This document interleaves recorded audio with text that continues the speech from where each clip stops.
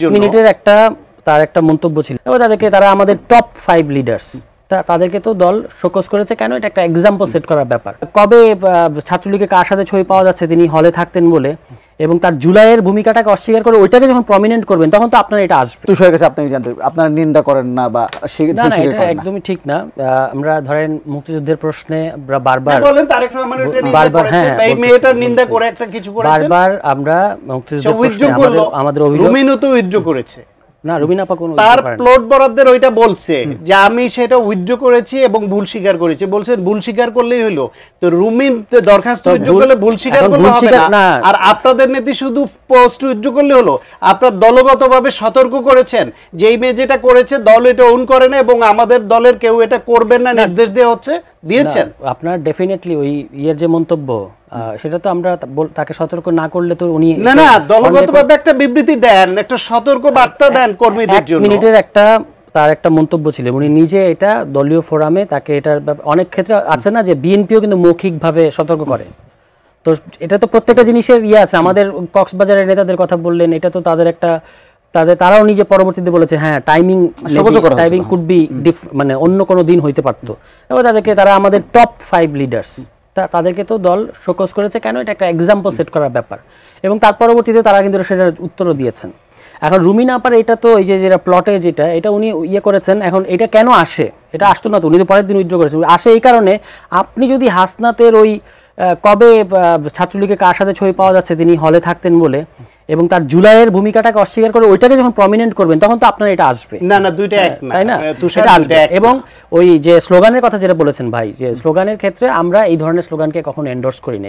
Slogan হবে এমনকি মানে বিএনপি, আমাদের স্লোগানের মধ্যে বিএনপি সমালোচনাও থাকতে পারে, কারণ যেহেতু আমরা একটা আলাদা দল, কিন্তু সেটা কখনোই আমরা এটা সমর্থন করব না যে ব্যক্তি কিংবা বিএনপির মতো একটা দলের প্রধান তাকে বাজেভাবে ব্যক্তি আক্রমণ করে স্লোগান, এটা সমর্থন করার কোনো সুযোগ নাই।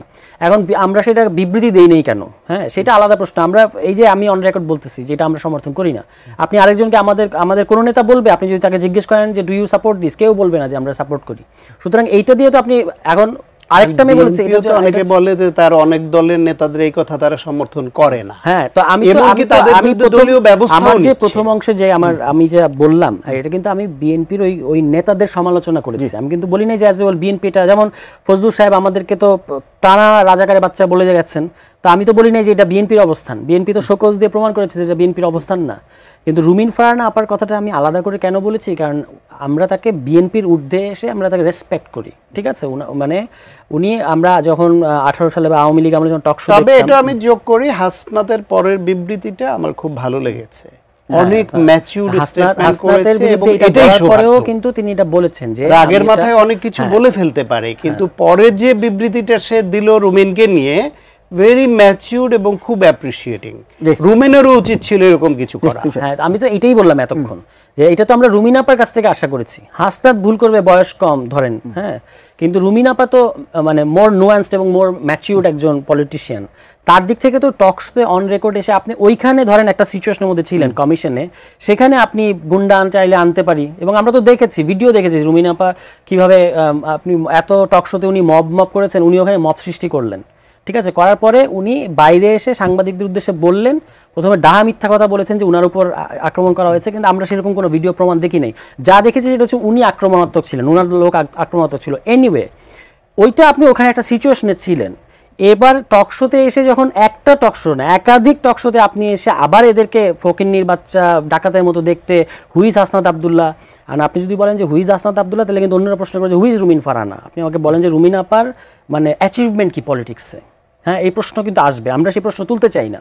কিন্তু এই কারণে আমরা বলছি যে এইদিকে আমরা ওইদিকে না যাই, একটা নো গো এরিয়া আছে সমস্ত কিছুতে, ঠিক আছে, এখানে আমরা যাব না। কিন্তু আমি এখনো আহ্বান জানাবো, রুমিন আপা যদি এটা শুনেন কিংবা পরবর্তীতে শোনেন, ওনার উচিত হবে, আমি এটা বিএনপি নেত্রী হিসেবে ওনাকে বলছি না, আমি রুমিন ফারহানা একজন খুবই গুরুত্বপূর্ণ ব্যক্তি বাংলাদেশে, একজন ব্যক্তিত্ব হিসেবে অনেক বড় তিনি, তার উচিত হবে এটাতে সবাই ওনাকে অ্যাপ্রিসিয়েট করবে, সবাই ওনাকে স্বাগত জানাবে যদি উনি বলেন যে আমি এটা আগের মাথায় বলে ফেলেছি যে ডাকাতের মতো দেখতে, কারো চেহারা নিয়ে আপনি এটা বলতে পারেন, এটা তো বলা ঠিক না। তারপর হচ্ছে আমরা ফকিন্নির বাচ্চা, এই দুটো জিনিস উনার উচিত যে আমি এটা উইথড্র করলাম, এটুকু উনি বললে দেখবেন যে অনেক কিছু। হুমায়রা তো মানে বয়স কম, উনি তো এটা বলে আপনার এই টক শোতে অন রেকর্ড তো ক্ষমা চেয়েছেন, এটা তো একটা বড় এক্সাম্পল। হাসনাত যেমন ওনার পক্ষ নিয়ে, রুমিনা আপার পক্ষ নিয়ে যেমন একটা এক্সাম্পল সেট করেছেন, হুমায়রাও কিন্তু করেছে, এবং হুমায়রাকে তো কেউ এন্ডোর্স করে নাই। এখন রুমিনা আপার হচ্ছে এখন মানে বল হচ্ছে রুমিনা আপার।